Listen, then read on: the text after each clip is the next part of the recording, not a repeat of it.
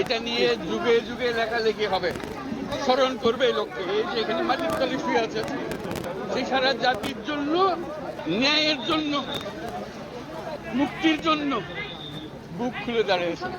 ছবি দেখলে বিশ্বাস করা যায় না। এই আবু সাইদ এখন এক পরিবারের সন্তান না।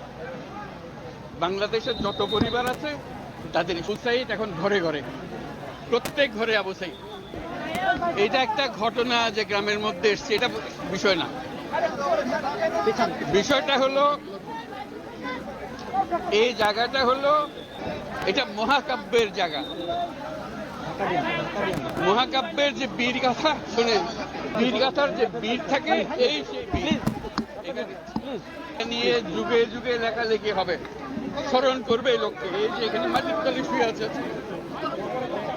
সেই সারা জাতির জন্য, ন্যায়ের জন্য,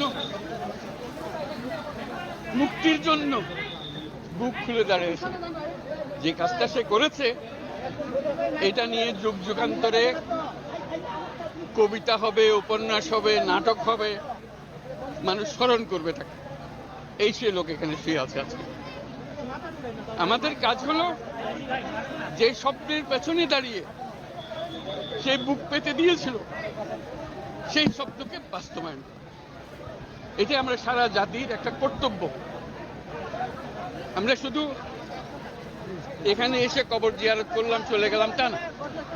এটা সারা জাতিকে আমরা বলতে চাই যে লক্ষ্য নিয়ে এ বুক পেতে দিয়েছিল, যার কারণে কোটি কোটি ছেলে মেয়ে সামনে দাঁড়িয়ে, বন্দুকের সামনে দাঁড়িয়ে গেছে, ভয় পায় না। এই যেহেতু পথ দেখিয়ে গেছে, আজকে আমরা সেই কারণে নতুন বাংলাদেশ পেলাম। এই নতুন বাংলাদেশ গড়ার দায়িত্ব এখন আমাদের। তার কথা স্মরণ হবে এই কাজটা করার মতো। কাজে আমাদেরকে সেই কাজটা যেন আমরা করি। এই আবু সাইদ এখন এক পরিবারের সন্তান না।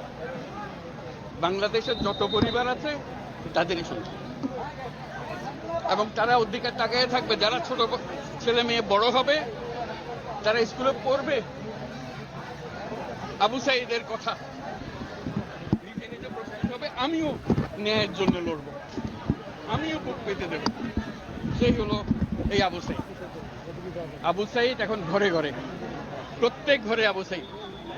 এবং বাংলাদেশের যত পরিবার আছে সব পরিবারের সন্তান। এবং বাংলাদেশে এখানে জাতি ধর্ম নির্বিশেষে সবারই সন্তান। এখানে হিন্দু পরিবার হোক, মুসলমান পরিবার হোক, বৌদ্ধ পরিবার হোক, সবার ঘরের সন্তান এই আবু সাইদ। কাজেই আপনারা খেয়াল রাখবেন যে কোথাও কোনো গোলযোগ যেন না হয়, কেউ ধর্ম নিয়ে কথাবার্তা না বলে, কারণ আমরা এই মাটিরই সন্তান, সবাই আবু সাইদ।